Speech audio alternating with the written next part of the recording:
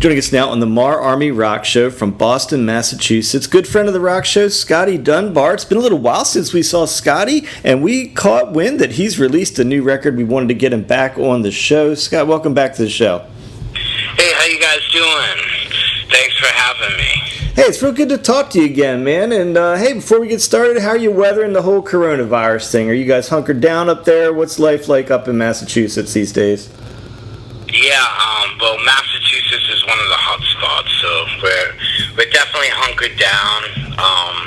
Just like everybody else in the world, it's definitely a crazy time, but we'll all get through it, and be back rocking and rolling at concerts and stuff, before you know it. So just gotta look at stuff like in a positive way.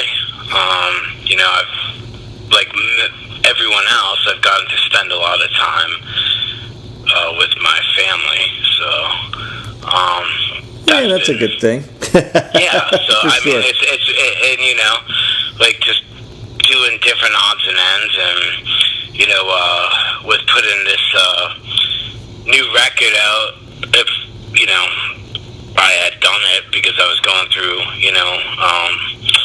all my old Dropbox files of stuff that I've recorded over the years that weren't quite finished, and also some new songs that I recorded over the past year, and then we just split it up into like two separate releases. So the next one will have another 6 songs with a couple new ones, and everything that's on these has been, I gave the mixes to Steve Brown, who, is from Trickster, and he cleaned the stuff up, mastered everything, and so, like I said, we put Volume 1 out this past Friday, April 24th, and then the next one will come out probably in June, I would say.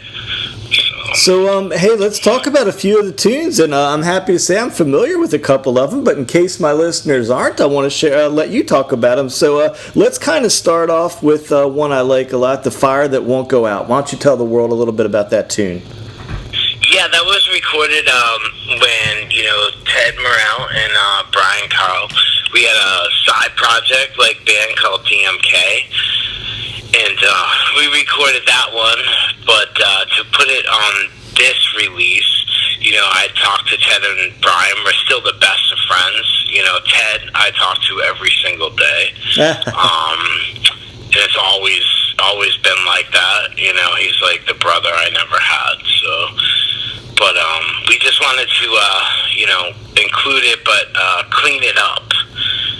So I had given the mix to Steve, and he cleaned it up because the original version is kind of muddy, and just fixed it up and mastered it, and we included it. Because I think me, Ted, and Brian, we're always proud of that song. We just wanted to do the production a little bit better. So that's why. So another one. Sorry. Oh no, you're good. Another one I wanted to ask you about that we're going to feature today is "Tears in the City." I'd like to know what that tune's about. Yep, that song was actually written by Jerry Dixon of Warrant, and I had years ago. I had put it on a solo release called "In a Mellow Mood," and that was on a label, and it's no longer in print.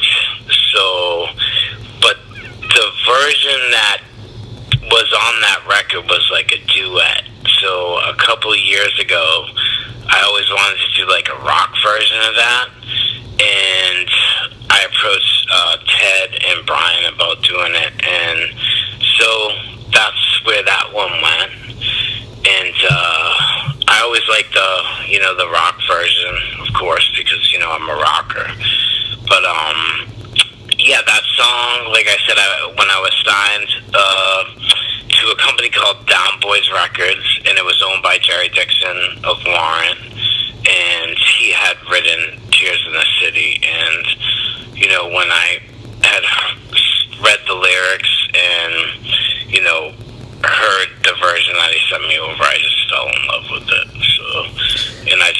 record it. And it's something that I've always played live, you know, whether it be solo or, you know, when I brought it over to when, you know, DMK, when we were out doing shows. So it's something that's always, like, stayed in the set, you know? So. Now, I'm curious, you've done so much work with Ted Merrill, and we go back a long ways with Ted here at the Rock Show as well. How did you guys hook up? Because you're a Boston guy, and he's a Maryland dude, so how did you guys end up collaborating the first time? You know, we were billed on a show together at a small club outside of the Boston area called O'Brien's. And, you know, I had heard of, you know, the band that Ted was in at the time called Mach 22. Yeah. And, but I was watching their set, and I had, you know, I was glued on Ted because I was just watching him play. And I've always loved guitar players like, you know, Slash and, you know, Ace Frehley and Richie Sambora, that just have a lot of soul with their playing, and I noticed that with Ted. And after the show, him and I just started talking, and we hit it off. And he's like, if you ever need a guitar player for anything, you know, just let me know. And lo and behold, the next week, we were doing, we were on another bill together down at the House of Rock in Maryland. Is that place still around? No, but I have some great memories of that place, though. Yeah, I played there a couple of times, but so the following weekend we were on a bill together again, and so, you know, Ted and I were talking some more, and you know, we traded info, numbers, or whatever, and we just started talking, and I had gotten offered a tour for a couple weeks to go out, you know, solo, opening for Eric Martin and Mr. Big up and down, like, the East Coast. So the first person I thought of was Ted, and I reached out to him, and he was all for it, and it worked out great. It was, we had so much fun. Him and I traveled together, and the other guys, like, in the band would travel separately. And, you know, Ted and I we had the best time, the time of our lives, you know. And it just continued where we're like, let's do something and, you know, try to put, like, a side project together. And, you know, it was cool, but, you know, for local artists, it was a little different because, you know, you have Ted that's based out of Maryland, and then you have me that's in Boston. You have Brian Carl that's it was in Long Island, New York. So we're like, we'll just record some stuff, and that was going to be it. So we have recorded some stuff, we put it out, and then it ended up doing pretty well and catching a little bit of buzz. And then we started getting offered some shows, you know, with some bigger acts, like, you know, whether it be like Bret Michaels or, you know, Y&T, and then a whole bunch of stuff. So we, you know, took that band as far as we could, like over 2 years, but what eventually happened was, you know, we were in the red big time, you know, because you have guys that are like, we don't live anywhere near each other. Yeah, it makes it tough. So it made it really tough, but at the end of the day, I mean, we're still, you know, with, like I said earlier, like, I talk to Ted every single day. So, and we've, you know, he's busy, obviously, you know, with Charm City Devils. Yeah. And, you know, they're doing great and putting out great new stuff. And, but as far as it goes, like, Ted and I, you know, we started recording some stuff last year, and then we were doing a show together up this way. We were opening for Nelson, and we had, you know, put in studio time around that to finish up some songs and get it out. But but obviously, the apocalypse came. So. Well, hey, Ted's been a good friend of the show for a long time, as have you. So good to hear the collaboration's still going. Now, hey, I want to let you share with the world. You're in a movie that I guess it's safe to say you would probably rather have never been in, but it's a movie called The Guest List. Why don't you kind of let folks know what that's all about that maybe don't know yet? Yeah, I mean it's a film that's been in production for over like the course of 4 years, I believe. But it was just done like unbelievably well from a production standpoint, and also it tells a story that's full circle, and at the end of the day, from that tragedy, which was the station nightclub fire, I believe that this film will shed some light on it, in a positive way too, because it shows, what, some survivors, have gone through and where they're at today. And I'm part of that. There's also a lot of, known musicians from the scene that are in the film. And I think people will like it. Anybody, like yourself, that goes to shows, and music is, it's our life, so I think it can relate to everybody. It's not all doom and gloom. Yeah, it's definitely something we all share, and I encourage folks to go out and check that out. It's The Guest List. There's some previews and whatnot out there right now. You can Google it and find all the previews of that. So, yeah. Hey, you mentioned... Oh, go ahead. Yeah. Yeah, the website is theguestlist.film.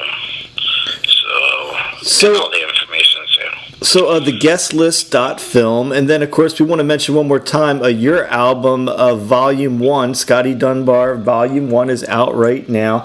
Hey man, before I let you go, I can't, we run into you at shows in the weirdest places sometimes, and it says it could be here, it could be up in your neck of the woods, and do you have one that I can tell you? M3 was on my list of ones I was sorry to see go. Any ones that are just on your list of damn it, that show, I wish it hadn't got canceled right now? Oh, wow, there's a lot, and it's, Bon Jovi, since I was a kid, has always been my favorite bands, I'm not afraid to admit it, and, nor should you be. Yeah, so I had a couple, Bon Jovi shows, and, those tickets aren't cheap, so, yeah. But I had, 2 shows in Boston and then one in New York City at Madison Square Garden. Nice. But I think John Bon Jovi did an awesome thing, and last week he had announced that they weren't postponing the tour; they were straight up canceling it. So that way, everybody gets their money back. Yeah, and these times that's important for folks right about now. Yeah, so. And I mean, that's the best way to do things, and that was a first class move. Instead of postponing it for another year or whatever. But as far as like other shows, of course, like the stadium tour with like Motley Crue and Def Leppard, Poison, Joan Jett, and the Blackhearts, I was definitely looking forward to that. There hasn't been an official announcement for that as of now, but everyone can kind of use their brain with that one. So.